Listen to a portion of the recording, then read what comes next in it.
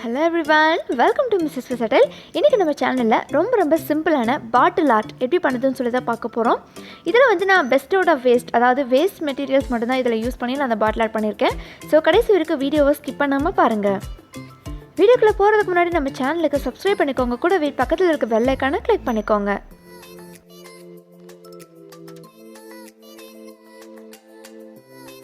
இந்த மாதிரி ஒரு வேஸ்ட் பாட்டில் எடுத்து, சப்போஸ் அதில் ஸ்டிக்கர்ஸ்லாம் இருந்துச்சுன்னா ஸ்டிக்கர்ஸ்லாம் ரிமூவ் பண்ணி நல்லா வாஷ் பண்ணிவிட்டு ஆட் பண்ணி விட்டுருங்க. அதுக்கப்புறமா இதில் வந்து கொஞ்சமாக கம் அப்ளை பண்ணணும் சுற்றியும். எதுக்காக கம் அப்ளை பண்ணுறோன்னா, நம்ம இது மேலே டிஷ்யூ பேப்பர் ஒட்ட போகிறோம். டிஷ்யூ பேப்பர் எடுத்து அதை பாதியாக கட் பண்ணிவிட்டு அதை ரெண்டாக ஃபோல்ட் பண்ணி அழகாக நான் இங்கே காமிச்சிருக்க மாதிரி நீங்கள் டிஷ்யூ பேப்பரை ஒட்டணும். கரெக்டாக ப்ளேஸ் பண்ணிவிட்டு ஜென்டிலாக ப்ரெஸ் பண்ணி அழகாக ஒட்டுங்க.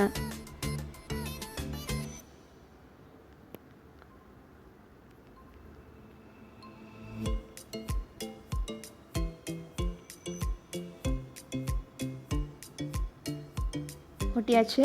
அகைன் இது மேலே கம் அப்ளை பண்ணணும். கம் அப்ளை பண்ணிவிட்டு நம்மக்கிட்ட இருக்கிற பெயிண்டிங் ப்ரஷ்ஷை யூஸ் பண்ணி இந்த கம்மெல்லாம் ஃபுல்லாக ஸ்ப்ரெட் பண்ணணும்.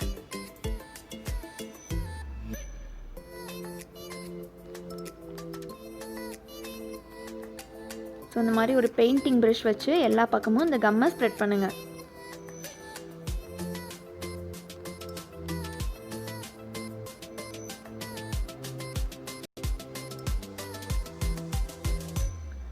இந்த மாதிரி ஸ்ப்ரெட் பண்ணதுக்கப்புறம் ஆட் பண்ண விட்டுருங்க. ஆட் பண்ணதுக்கப்புறமா நான் எடுத்து வச்சுருக்க பிஸ்தா ஷெல்ஸை இதில் ப்ளேஸ் பண்ண போகிறேன். இந்த பிஸ்தா ஷெல்ஸை ஒட்டுறதுக்காக நான் க்ளூ கன் யூஸ் பண்ணியிருக்கேன். நீங்கள் ஃபெவிகால் கூட யூஸ் பண்ணலாம், ஆனால் க்ளூ கன் யூஸ் பண்ணும்போது நல்லா ஸ்டிக் ஆகும். க்ளூ கன் யூஸ் பண்ணும்போது நீங்கள் ரொம்ப கவனமாக இருக்கணும்.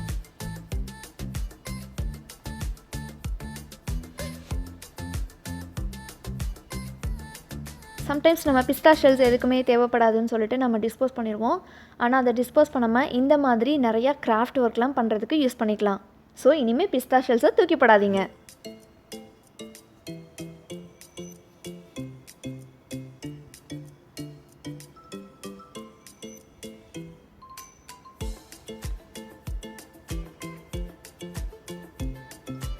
நான் இந்த ஷெல்ஸை 4, 3, 2, 1ன்னு சொல்லிட்டு ப்ளேஸ் பண்ணியிருக்கேன். நீங்கள் உங்கள் பாட்டில் சைஸ்க்கு பொறுத்த மாதிரி நீங்கள் வந்து நிறைய ஒட்டிங்க, இல்லைன்னா கம்மியாக ஒட்டிக்கலாம்.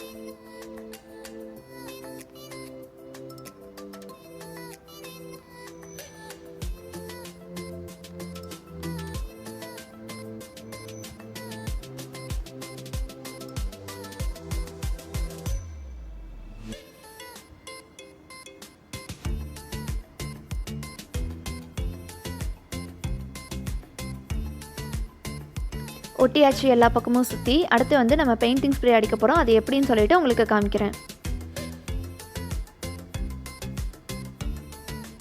இந்த மாதிரி நியூஸ் பேப்பரோ இல்லைனா பிளாஸ்டிக் கவரோ நீங்கள் விரிச்சதுக்கப்புறமா நீங்கள் பெயிண்டிங் ஸ்ப்ரே அடிக்க ஆரம்பிக்கணும். அதுக்கு முன்னாடி நீங்கள் கையில் க்ளவுஸ் போட்டுக்கணும். அப்போ தான் அந்த ஸ்ப்ரே வந்து உங்கள் கையில் ஒட்டாமல் இருக்கும். ஸோ இந்த மாதிரி அழகாக ஸ்ப்ரே அடிச்சிருங்க.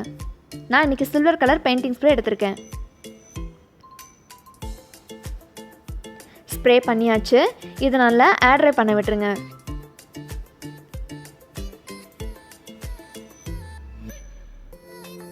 அவ்வளோதான், நம்ம பெயிண்டிங் ஸ்ப்ரே அடித்து நல்லா ஆட் பண்ணி விட்டாச்சு. அடுத்ததான் நம்ம சில டெக்கரேட்டிவ் ஒர்க்ஸ் இதில் பண்ண போகிறோம். அது எப்படி பண்ணுறதுன்னு சொல்லி பார்க்கலாம் வாங்க.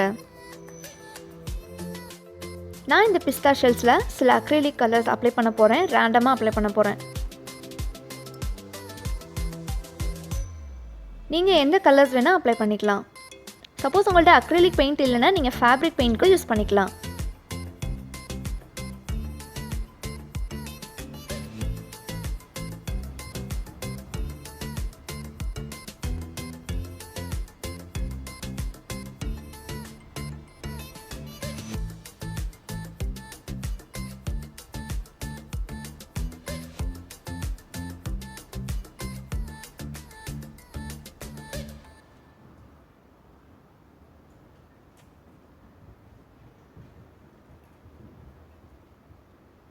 அப்ளை பண்ணதுக்கப்புறமா இதை நல்லா ஆட் பண்ண விட்டுருங்க. அவ்வளோதான், பெயிண்ட் பண்ணி நல்லா ஆட் பண்ணி விட்டாச்சு. உங்களுக்கு எந்த மாதிரி க்ரியேட்டிவாக தோணுதோ நீங்கள் அந்த மாதிரி அழகாக இந்த ஷெல்ஸை பெயிண்ட் பண்ணிக்கோங்க. அடுத்து நம்ம இதில் மேலே வைக்கிறதுக்கு ஃப்ளார்ஸ் வைக்கணும். நான் இன்றைக்கி பேப்பரில் செஞ்ச ஃப்ளார்ஸை வந்து இங்கே வந்து ஃப்ளார் வாஸ் மாதிரி வைக்க போகிறேன். இதனுடைய வீடியோ கீழே டிஸ்கிரிப்ஷன் லிங்க் கொடுத்துருக்கேன், போய் பாருங்கள். இல்லைனா நீங்கள் பிளாஸ்டிக் ஃப்ளார்ஸ் கூட நீங்கள் வைக்கலாம். நான் இதில் ஒரு பாட்டிலில் வந்து ஸ்ப்ரே மட்டும் பண்ணியிருக்கேன், எந்த வித டெக்கரேஷனும் பண்ணலை.